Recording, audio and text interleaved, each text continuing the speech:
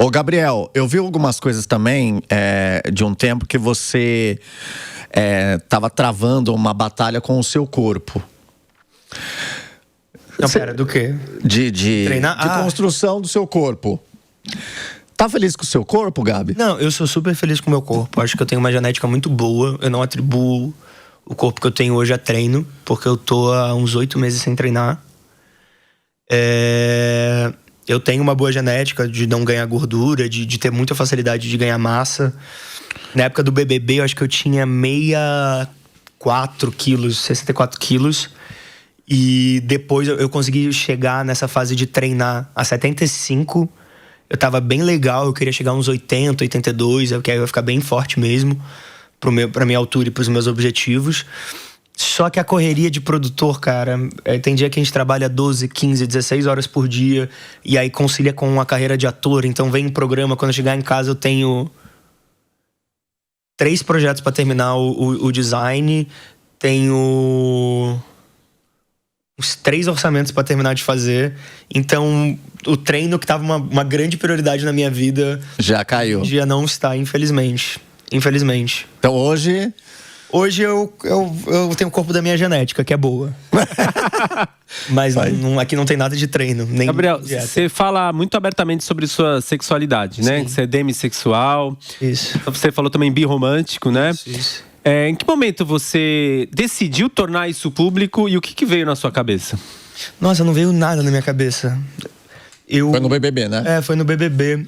É porque eu nunca escondi a minha sexualidade, cara. Quando eu me entendi bissexual, em todos os eventos que eu ia, todas as festas que eu ia, todos os lugares midiáticos ou não midiáticos que eu ia, eu nunca fiz questão de esconder as pessoas que eu tava me relacionando casualmente ou um aferzinho mais sério, assim.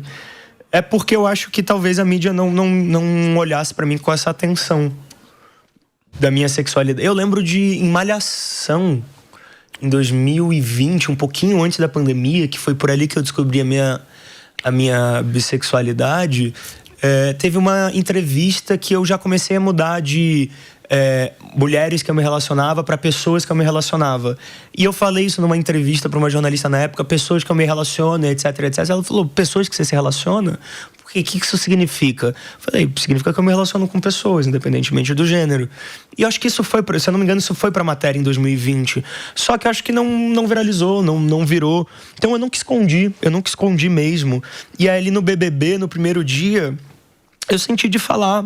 Não era algo planejado que eu tinha na minha cabeça que eu ia utilizar aquilo de alguma maneira, com algum objetivo, ou as pessoas falando, nossa, não fala sobre isso. Eu sempre falei, cara, eu vou sentir na hora o que eu vou fazer, o que eu não vou fazer, como é que eu vou me expressar ou não vou me expressar. E ali e parece muito idiota falar isso, porque na primeira oportunidade, minha primeira presença na casa foi, oi gente, eu subi. Mas é porque ali naquele momento das pessoas se expondo, falando da vida delas, falando de coisas tão bonitas e dolorosas e superações que elas tiveram e coisas que elas consideravam ser muito delas. Falei, cara, por que eu não vou falar desse lado meu, que eu acho super bonito, acho super válido e eu acho que faz parte de quem eu sou. Não me define, mas faz parte do quem eu sou, de como eu enxergo o mundo, sabe? Eu senti de falar e falei, e não imaginei que teria toda essa repercussão que teve. Pra você foi positiva ou negativa?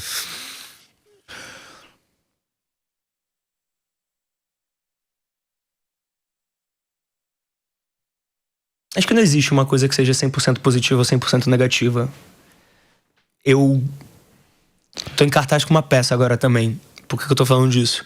Porque no final da peça, teve um casal de meninos que chegou em mim e um dos meninos falou, cara, queria dizer que eu te admiro muito, porque foi quando você assumiu sua bissexualidade no BBB que eu tive coragem de me assumir pra minha família. Então, eu acho que isso tem um peso simbólico e artístico pra mim tão grande toda vez que alguém chega pra mim e fala isso. Porque não é a primeira vez.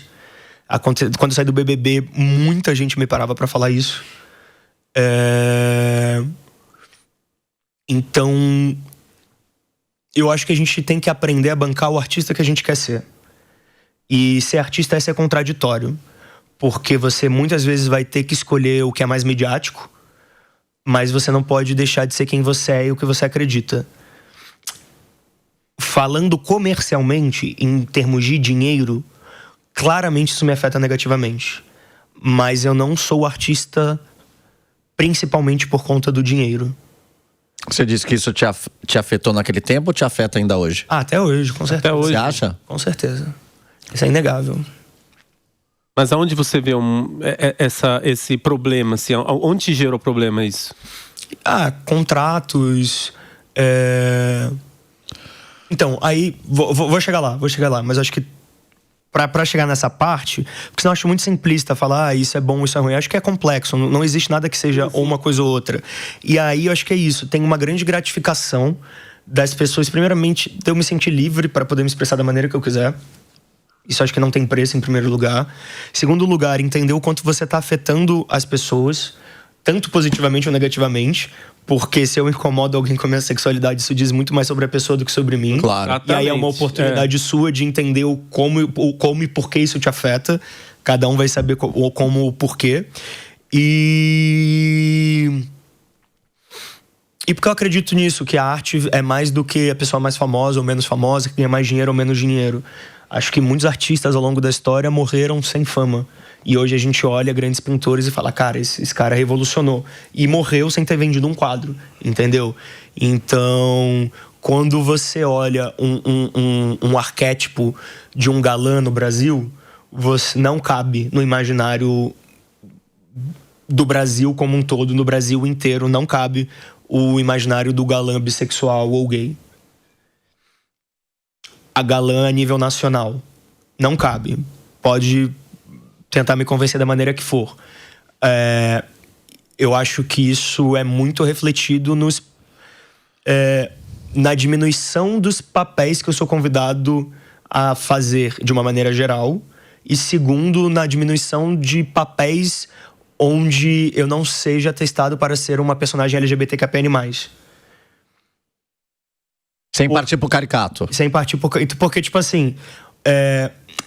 personagens héteros têm complexidade na dramaturgia brasileira. Eles têm família, eles têm problemas que não são a sexualidade deles.